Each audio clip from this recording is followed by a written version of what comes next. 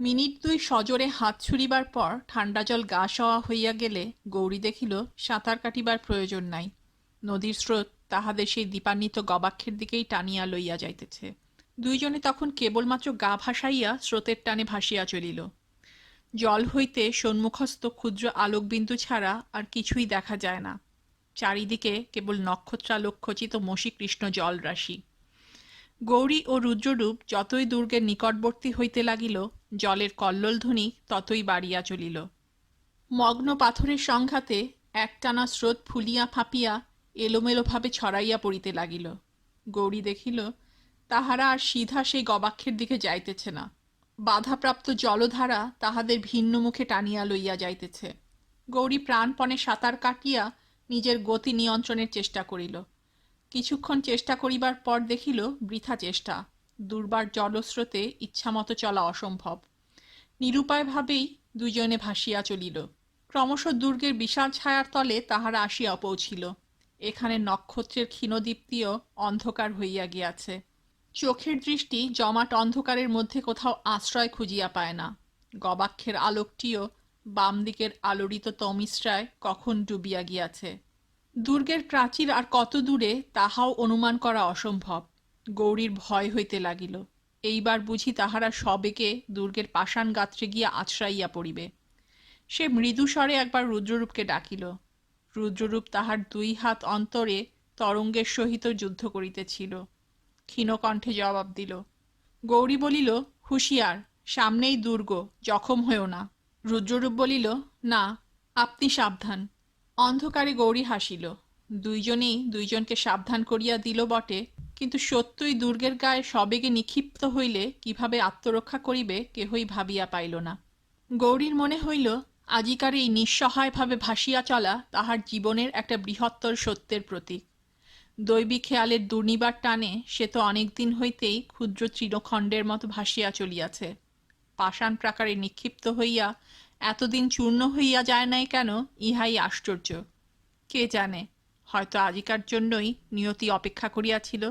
একটা প্রকাণ্ড ঢেউ এই সময় গৌরীকে বিপর্যস্ত নিমজ্জিত করিয়া তাহার উপর দিয়া বহিয়া গেল। ক্ষণেকের জন্য একটা মগ্ন পাথরের পিচ্ছিল অঙ্গ তাহাকে স্পর্শ করিল। তারপর জলের উপর মাথা জাগাইয়া সে দেখিল স্রোতের এলোমেলো গতি আর নাই। অপেক্ষাকৃত শান্ত জলে মন্থর একটা ঘূর্ণির মধ্যে সে ধীরে ধীরে পাক খাইতেছে। সম্ভবত জলমগ্ন পাথরগুলা এইখানে এমন একটা সুদৃঢ় প্রাচীর রচনা করিয়াছে তাহাতে স্রোতের প্রবল গতি ব্যাহত হইয়া যায়। ওই বড় ঢেউটা গৌরীকে সেই মজ্জিত প্রাচীরের পরপারে আনিয়া দিল। ঘূর্ণির চক্রে আবর্তমান তাহার দেহটা দুর্গের দেয়ালে গিয়া ঠেকিল। এখানেও ডুব জল, মসৃণ দুর্গগাত্রে কোথাও অবলম্বন নাই। তবু এই শৈবাল পিচ্ছিল দেয়ালে হাত রাখিয়া গৌরীর মনে হইল সে একটা আশ্রয় পাইয়াছে। ক্ষণকাল জিরাইয়া লইয়া সে মৃদুকণ্ঠে ডাকিল, রুদ্ররূপ, কোথায় তুমি? রুদ্ররূপ জবাব দিল, এই যে, দেয়ালে এসে ঠেকেছি। আপনি? আমিও। এসো, বাঁদিকে জানালাটা আছে, সেই দিকে যাওয়া যাক। দেয়াল ধরে ধরে এসো। তখন পৃথিবীর আদিম পঙ্কসজ্জার উপর অন্ধ মহিলতার মতো দুইজন কেবল স্পর্শানুভূতির সাহায্যে ধীরে ধীরে অগ্রসর হইল। কিন্তু জানালার দেখা নাই। গৌরীর আশঙ্কা হইল হয়তো তাহারা কখন অজ্ঞাতে জানালার নিচে দিয়া চলিয়া আসিয়াছে, জানিতে পারে নাই। সে পিছু ফিরিয়া রুদ্ররূপকে সম্বোধন করিতে যাইতেছিল, এমন সময় ঠিক মাথার উপর একটা অত্যন্ত পরিচিত কণ্ঠের আওয়াজ শুনিয়া চমকিয়া উঠিল। সে ঘাড় তুলিয়া দেখিল, কিন্তু কিছুই দেখিতে পাইল না। জানালার আলো দূর হইতে দেখা যায়, কিন্তু নিচে হইতে তাহা অদৃশ্য। গৌরী ঊর্ধ্বে হাত বাড়াইয়া অনুভব করিয়া দেখিতে লাগিল। জানালার কিনারা হাতে ঠেকিল। জল হইতে 2-2.5 হাত মাত্র ঊর্ধ্বে। আবার জানালার ভিতর হইতে পরিচিত কণ্ঠস্বর আসিল, বেঈমান, তবে আমাকে মেরে ফেল, আমি বেঁচে থাকতে চাই না। গৌরী নিজের গলার স্বর চিনিতে পারিল। কোথাও এতটুকু তফাত নাই। তাহার বুকের ভিতরটা কেমন যেন আনচান করিয়া উঠিল। মনে হইল সে নিজেই ওই কারাকূপে আবদ্ধ হইয়া মৃত্যু কামনা করিতেছে। এবার দ্বিতীয় কণ্ঠস্বর শোনা গেল, কসাইয়ের ছুরির মতো তীক্ষ্ণ নিষ্ঠুর, কোমলতার বাষ্প পর্যন্ত কোথাও নাই। ব্যস্ত হইও না, দরকার হয়নি বলেই এতদিন মারিনি। তোমার প্রতি মমতাবশত নয়, কিন্তু আর দেরি নেই, আজই যা হোক একটা হবে। কিছুক্ষণ নিস্তব্ধ, তারপর আবার শঙ্কর সিং কথা কহিল। এবার তাহার স্বর অত্যন্ত কাতর। উদিত, আমার প্রতি কি তোমার একটুকু দয়া হয় না? আমায় ছেড়ে দাও ভাই, আমি রাজ্য চাই না, আমায় শুধু ছেড়ে দাও। আর তা হয় না, তোমার বন্ধু ধনঞ্জয় সব মাটি করে দিয়েছে।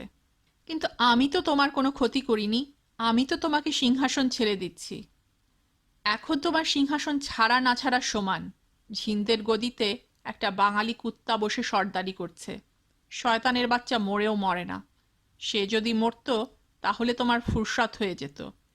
যাক, আজকের কাজে যদি সিদ্ধ হই তখন তোমার কথা ভেবে দেখব। এখন ঘুমোও। গৌরী গবাক্ষের কানায় আঙুল রাখিয়া বাহুর সাহায্যে ধীরে ধীরে নিজেকে তুলিয়া ঘরের মধ্যে উকি মারিল। পাথর কুদিয়া বাহির করা অপরিসর একটি প্রকোষ্ঠ। মোমবাতির আলোয় অল্পমাত্র আলোকিত। গবাক্ষের ঠিক বিপরীত দিকে লোহার ভারী দরজা বন্ধ রহিয়াছে। দেয়ালে সংলগ্ন একটা লম্বা বেদির মতো আসন। বোধহয় ইহাই বন্দির শয্যা। এই বেদির উপর গালে হাত দিয়া উদিত বসিয়া আছে, আর উদিতের অদূরে দাঁড়াইয়া তাহার পানে করুণ নেত্রে চাহিয়া আছে শঙ্কর সিং। পরিধানে কেবল একটি হাফ প্যান্ট, ঊর্ধ্বাঙ্গ উন্মুক্ত, কয়েদির সাজ। তার মুখে দুর্দশা ও দৈহিক গ্লানির ছাপ পড়িয়া গিয়াছে। চোখের কোণ হইতে গভীর কালির আঁচড় ক্ষতরেখার মতো গণ্ডের মাঝখান পর্যন্ত আসিয়া পৌঁছিয়াছে। অধরষ্টের দুই প্রান্ত নত হইয়া ক্লিষ্ট অসন্তোষ প্রকাশ করিতেছে। বাহু ও কণ্ঠের পেশি ঈষৎ শীর্ণ। তবু অবস্থার নিদারুণ প্রভেদ সত্ত্বেও গৌরীর সহিত তাহার সর্বাঙ্গীন সাদৃশ্য অদ্ভুত। গৌরী সম্মোহিতের মতো শঙ্কর সিংয়ের পানে তাকাইয়া রহিল। উদিত ভ্রুকুটি করিয়া চিন্তা করিতেছিল। শঙ্কর সিংয়ের দীর্ঘশ্বাস মিশ্রিত হাস্য শুনিয়া মুখ তুলিয়া চাহিল। ঘুম ঘুম আমার আসে না। ঘুম না আসে মদ খাও। বিরক্ত তাচ্ছিল্য ভরে ঘরের কোণের দিকে অঙ্গুলি নির্দেশ করিয়া উদিত উঠিয়া দাঁড়াইল। বদ্ধ কক্ষে বাতাসের অভাব বোধহয় তাহাকে পীড়া দিতেছিল। সে জানালার দিকে অগ্রসর হইল।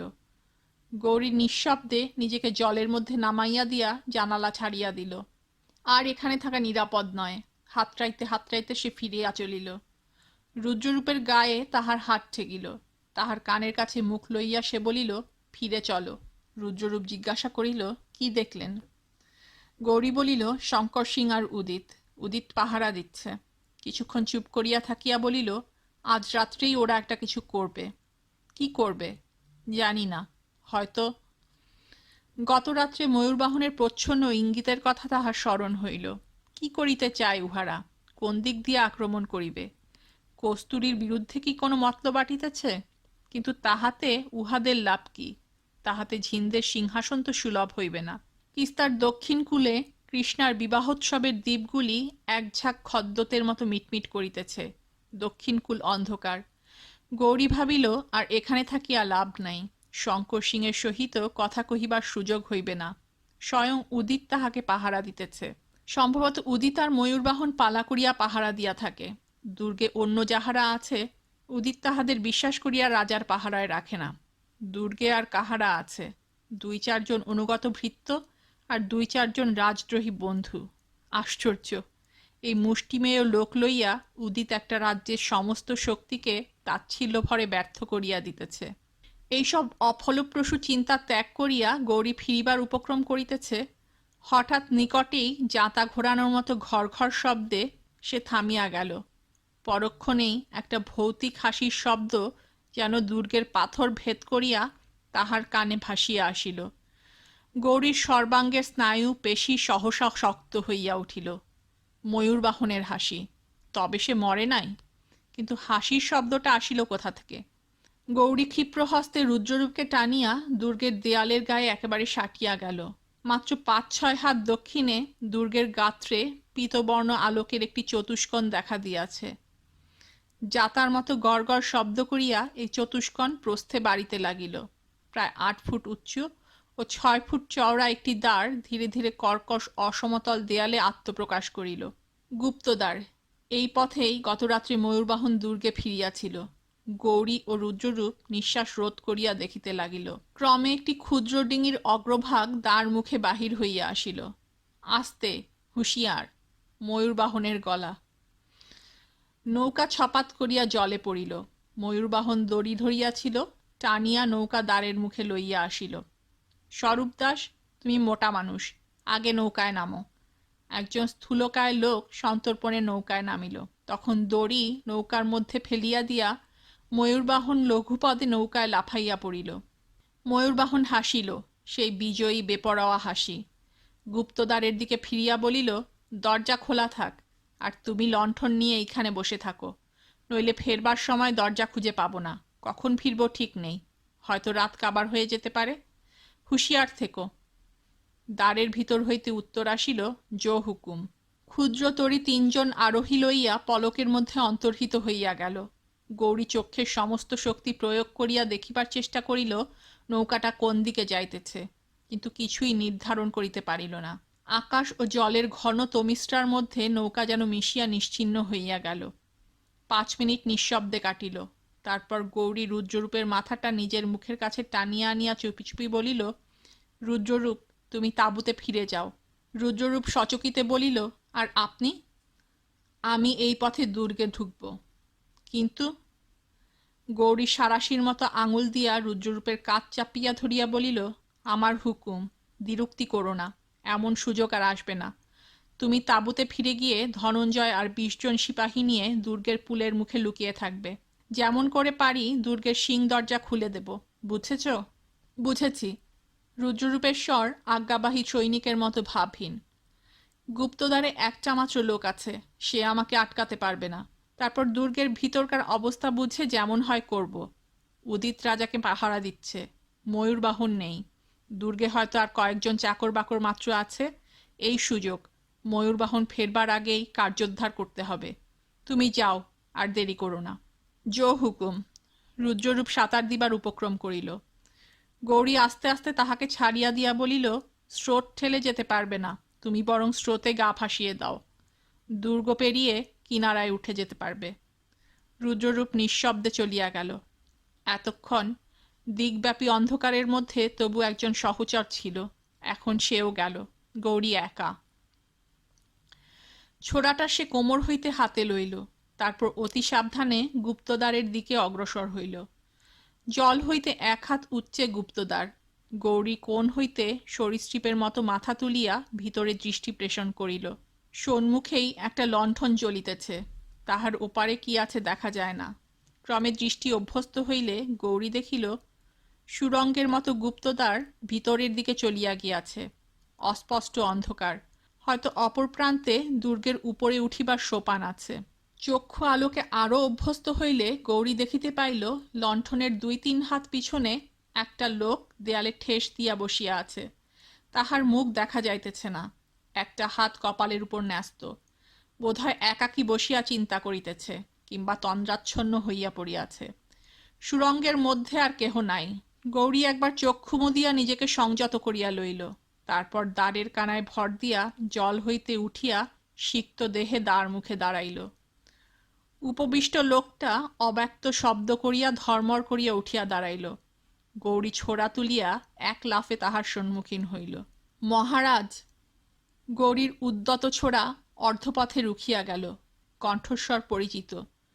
গৌরী লণ্ঠনের আলোকে লোকটার ত্রাস বিস্মিত বিকৃত মুখের পানে চাহিল। মুখখানা চেনা চেনা, কোথায় তাহাকে দেখিয়াছে। তারপর সহসা স্মৃতির ধার উদ্ঘটিত হইয়া গেল। গৌরীর হাতের ছোড়া মাটিতে পড়িয়া গেল। সে বিপুল আবেগে তাহাকে 2 হাতে আলিঙ্গন করিয়া ধরিয়া প্রায় চিৎকার করিয়া উঠিল, প্রহ্লাদ!